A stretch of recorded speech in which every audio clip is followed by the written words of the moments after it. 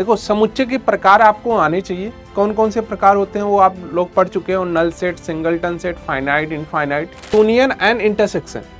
ठीक है, union and intersection ये मस्ट है, इसमें ये आपका टॉपिक इंपॉर्टेंट है यूनियन एंड इंटरसेक्शन वाला, क्योंकि यहाँ से आपसे क्वेश्चन पूछेगा। फिर आपसे रेडियन और डिग्री में कन्वर्जन पूछेगा कि रेडियन में वैल्यू इतनी है तो डिग्री में कितनी होगी, डिग्री में है तो रेडियन में कितनी होगी। ठीक है, ये सारी चीजें आपको आनी चाहिए। तो फंडामेंटल प्रिंसिपल ऑफ काउंटिंग, ठीक है, गणना के आधारभूत सिद्धांत, गणना के आधारभूत सिद्धांत कौन कौन से थे, ये सारे आप जो टॉपिक्स हैं, इंपॉर्टेंट टॉपिक्स ये कवर करके जा रहे हो, तो आप जो है 95% के एबव ही पाओगे। हेलो बच्चे पार्टी, क्या हालचाल, आई होप आप सब अच्छे होंगे और अपनी पढ़ाई जबरदस्त तरीके से कर रहे होंगे।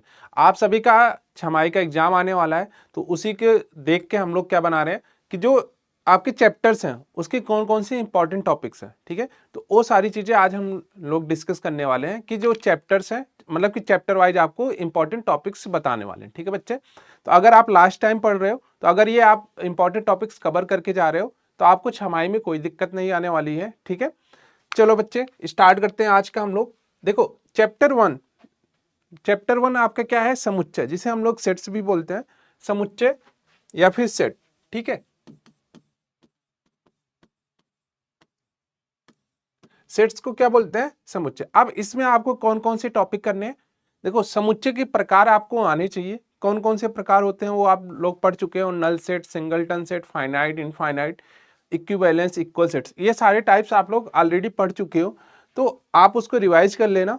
ठीक है, एग्जाम के पहले आप उसको रिवाइज कर लेना और देख लेना कौन कौन से इसके टाइप्स होते हैं और किस टाइप के क्वेश्चंस पूछे जाते हैं। ठीक है बच्चे, उसके बाद यूनियन एंड इंटरसेक्शन।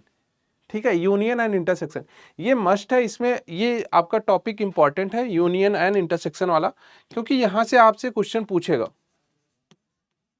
ये इंपॉर्टेंट है, यहां से आपसे क्वेश्चंस पूछेगा। यूनियन का साइन ये होता है और इंटरसेक्शन, ठीक है बच्चे, तो ये दोनों आपसे पूछेगा। उसके बाद आपको क्या पढ़ना है, समुच्चयों का अंतर और पूरक समुच्चय। ठीक है, समुच्चयों का अंतर और पूरक समुच्चय। अगर इसके बाद भी टाइम आपको मिल जाता है तो प्रॉपर्टी भी पढ़ सकते हो, प्रॉपर्टीज ऑफ कॉम्प्लीमेंट सेट्स।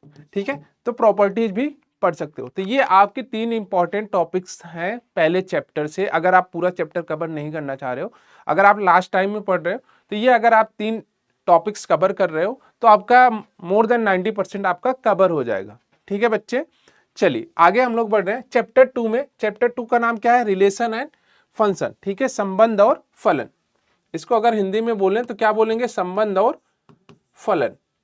ठीक है बच्चे, संबंध और फलन।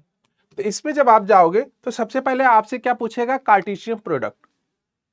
सबसे पहले आपसे क्या पूछेगा, कार्टेशियन प्रोडक्ट या फिर कार्तीय गुणन, इस टाइप के क्वेश्चंस आपको पूछेगा। ठीक है बच्चे, तो आपको तैयार होना पड़ेगा, कार्तीय गुणन।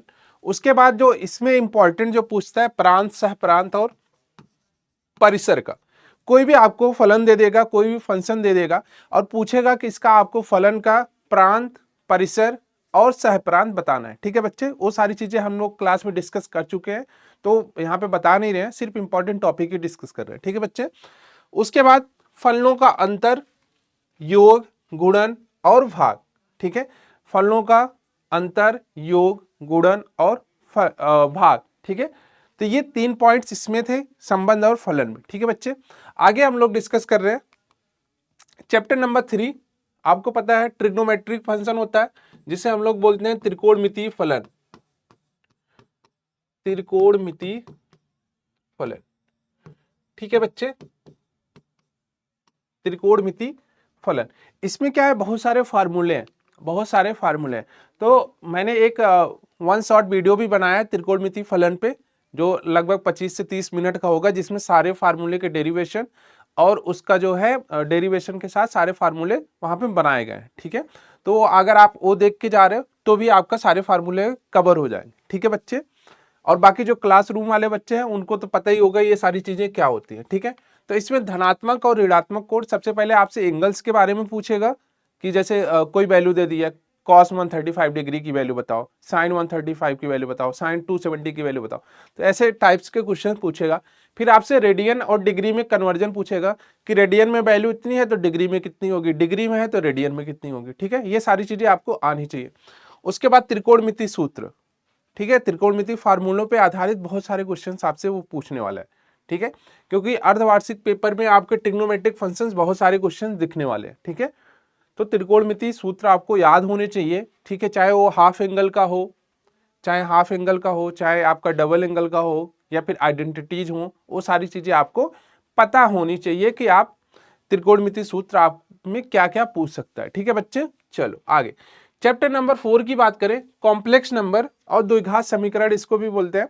कॉम्प्लेक्स नंबर का मतलब समृद्ध संख्या और द्विघात समीकरण। चैप्टर का पूरा नाम है complex number and quadratic equation, but quadratic equation जो नए वाले सिलेबस में है नहीं, सिर्फ नाम बचा है। ठीक है, सिर्फ नाम दे रखा है, बाकी उसका क्वाड्रेटिक इक्वेशन नहीं दी गई है। ठीक है, तो जो क्लासरूम वाले बच्चे हैं वो तो क्वाड्रेटिक इक्वेशन भी पढ़े हैं, क्योंकि उनको कुछ दिन पहले क्वाड्रेटिक इक्वेशन भी पढ़ाया था। ठीक है, तो आइडिया होगा उनको क्वाड्रेटिक इक्वेशन का। बाकी कॉम्प्लेक्स नंबर में जो क्वेश्चंस पूछता है आयोटा बेस, इसको क्या बोलते हैं, आयोटा, आई नहीं है ये, आयोटा है। ठीक है, आयोटा बेस क्वेश्चंस आपसे पूछेगा। ठीक है, उसके बाद इसकी जो प्रॉपर्टीज होती है 1 आयटा को माइनस आयटा लिखते हैं, इन पे भी क्वेश्चंस पूछने वाला है। ठीक है बच्चे, उसके बाद मापांक और गुणात्मक प्रतिलोम। ठीक है, मापांक और गुणात्मक प्रतिलोम। ठीक है, गुणात्मक प्रतिलोम क्या होगा, जेड इनवर्स। ठीक है, और मापांक क्या होगा, मॉड ऑफ जेड। ठीक है बच्चे,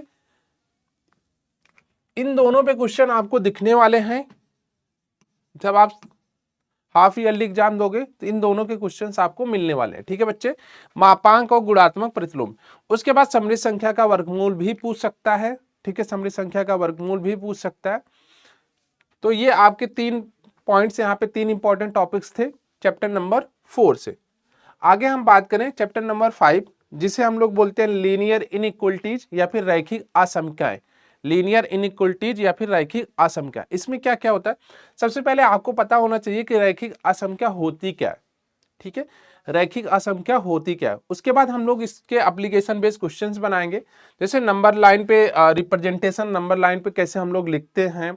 कोई अगर x की वैल्यू आ रही है, 2 वैल्यू आ रही है, तो नंबर लाइन पे उसको कैसे रखना है। प्लस वाली वैल्यू लेनी है, माइनस वाली लेनी है, क्लोज इंटरवल लेना है, ओपन इंटरवल लेना है, ये सारी चीजें हम लोग क्लास में डिस्कस कर चुके हैं। ठीक है बच्चे, तो ये सारी चीजें यहाँ पे आपसे वो पूछेगा। उसके बाद जो इसका इंपॉर्टेंट है वर्ड्स प्रॉब्लम। ठीक है, आपको क्वेश्चन से दिया रहेगा कि ये इससे ज्यादा नंबर पा रहा है, इतना पा रहा है, इनका इतना एवरेज है। तो ये सारे क्वेश्चन हम लोगों ने क्लासरूम में बनाया, तो ये सारे आपसे इसमें पूछ सकता है। ठीक है, तो जो इंपॉर्टेंट है ये थर्ड वाला पॉइंट है, क्योंकि यहीं से क्वेश्चन वो पूछेगा अगर आपसे दीर्घ उत्तरी पूछ रहा है, क्योंकि ये तो बहुत ही इजी हो जाएगा, क्योंकि यहाँ पे x की वैल्यू हमें फाइंड आउट करनी होगी। उसके बाद इंटरवल, या फिर ये किसके लिए, ये इंटरवल के लिए, अंतराल के लिए है बच्चे। यहां से हम क्या पता कर सकते हैं, अंतराल पता कर सकते हैं। ठीक है, तो ये आपका कौन सा था, चैप्टर नंबर 5 रैखिक असमता। ठीक है बच्चे, चैप्टर नंबर 6 क्या है आपका, क्रमचय और संचय, जिसे हम लोग बोलते हैं permutation and combination. Permutation and combination. ठीक है, परमुटेशन एंड कॉम्बिनेशन, इसमें क्या पूछता है, the fundamental principle of counting. ठीक है, गणना के आधारभूत सिद्धांत। गणना के आधारभूत सिद्धांत कौन कौन से थे, हम लोगों ने पढ़ा है क्लासरूम में। 2 सिद्धांत थे, कौन से वाले भाई, 2 गणना के आधारभूत सिद्धांत कौन से थे। एक था आपका गुणात्मक, ठीक है, जिसमें हम लोग मल्टीप्लिकेशन कर रहे थे। एक था एडिशन। ठीक है, मल्टीप्लिकेशन एंड एडिशन, जब चीजें जो हैं छोटे छोटे टुकड़ों में पूरी की जाती हैं, जब कोई काम छोटे छोटे टुकड़ों में पूरा किया जाता है, तो वो काम क्या कहलाता है, मल्टीप्लाई में जाता है ना, उसमें हम लोग क्या करते हैं, इनटू करते हैं। बट अगर वहीं हम लोग एक काम को अलग अलग तरीके से कर रहे हैं, तो वहां पे क्या होती है, चीजें ऐड होती हैं। ठीक है, तो वो सारी चीजें हम लोगों ने डिस्कस की है फंडामेंटल प्रिंसिपल ऑफ काउंटिंग में। उसके बाद जो अगला आता है, इसमें फैक्टोरियल के क्वेश्चंस पूछेगा आपसे, फैक्टोरियल पर आधारित प्रश्न पूछ सकता है वो। ठीक है, फैक्टोरियल पे जैसे 1/7 factorial plus 1/8 factorial is equal to x/8 factorial, इस टाइप के क्वेश्चन वो पूछ सकता है। ठीक है बच्चे, जो कि हम लोगों ने क्लासरूम में बनाया। आगे बढ़े तो एनपीआर और एनसीआर बेस्ड क्वेश्चन पूछेगा। ठीक है, P का मतलब होता है परमुटेशन, C का मतलब होता है कॉम्बिनेशन। ठीक है, ये P किसको प्रेजेंट कर रहा है, परमुटेशन को, और C किसको प्रेजेंट कर रहा है, कॉम्बिनेशन को। तो एनपीआर और एनसीआर के बेस भी क्वेश्चन आ सकता है। ठीक है बच्चे, आगे बढ़ते हैं। सेवंथ, चैप्टर नंबर 7 क्या है आपका, द्विपद गुणांक, जिसे हम लोग बाइनोमियल थ्योरम भी बोलते हैं। क्या बोलेंगे इसको, बाइनोमियल थ्योरम। ठीक है बच्चे, बाइनोमियल थ्योरम। इसमें सबसे पहले आपसे पूछेगा कि बाइनोमियल थ्योरम में टोटल पद कितने होंगे, टोटल टर्म्स कितने होंगे। ठीक है, नंबर ऑफ टोटल टर्म्स। ठीक है बच्चे, तो सबसे पहले ये आपसे पूछेगा, देन इसका जनरल टर्म और मिडिल टर्म निकलवा सकता है, जनरल टर्म और मिडिल टर्म पूछ सकता है। ठीक है, उसके बाद चैप्टर नंबर 8 की बात करें। देखो आपके सिलेबस में कुल 13 to 14 चैप्टर्स हैं। ठीक है, तो जो आपका हाफ ईयरली में आएगा, हाफ ईयरली में जो आने वाला है वो आई थिंक यहीं तक आएगा। ठीक है, हाफ ईयरली में दो पद गुणांक तक ही आएगा, बाइनोमियल थ्योरम तक ही पूछेगा। बट अगर उसके आगे भी पूछता है, उसके आगे भी पूछता है तो चैप्टर नंबर 8 तक ही पूछेगा, इससे ज्यादा नहीं पूछ सकता। ठीक है, अब यहाँ पे क्या है, अनुक्रम तथा श्रेणी। ठीक है, जिसे हम लोग इंग्लिश में क्या बोलेंगे, sequence and series, sequence and series. ठीक है बच्चे, सीक्वेंस एंड सीरीज, इसमें आपको दो सीरीज पढ़नी होती है। ठीक है, कहीं कहीं पे आपको हरात्मक श्रेणी भी पढ़नी होती है। नए वाले सिलेबस में हरात्मक श्रेणी वैसे है नहीं, फिर भी अगर काम पड़ेगा तो पढ़ लेंगे हम लोग। समांतर श्रेणी और समांतर माध्य। ठीक है, समांतर श्रेणी और समांतर माध्य, फिर गुणोत्तर श्रेणी और गुणोत्तर माध्य। देखो इसे हम लोग एपी बोलेंगे शॉर्ट फॉर्म में, और इसको एएम बोलेंगे, और इसको हम लोग क्या बोलेंगे, जीपी बोलेंगे, और इसको क्या बोलेंगे, जीएम बोलेंगे। ठीक है, पहले ये दोनों सीरीज पढ़ी जाती है, एपी पढ़ी जाती है, जीपी पढ़ी जाती है, देन उन दोनों का एएम जीएम पढ़ा जाता है, उसके बाद उन दोनों के बीच में रिलेशन निकाला जाता है। ठीक है बच्चे, तो उसके बाद relation between am and GM.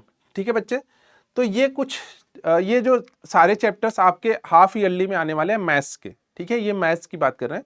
Half yearly में जो मैथ्स के चैप्टर्स हैं, तो ये यही 7-8 चैप्टर्स होने वाले हैं, और इनके जो इंपॉर्टेंट टॉपिक्स हैं वो मैंने आपको बता दिए हैं।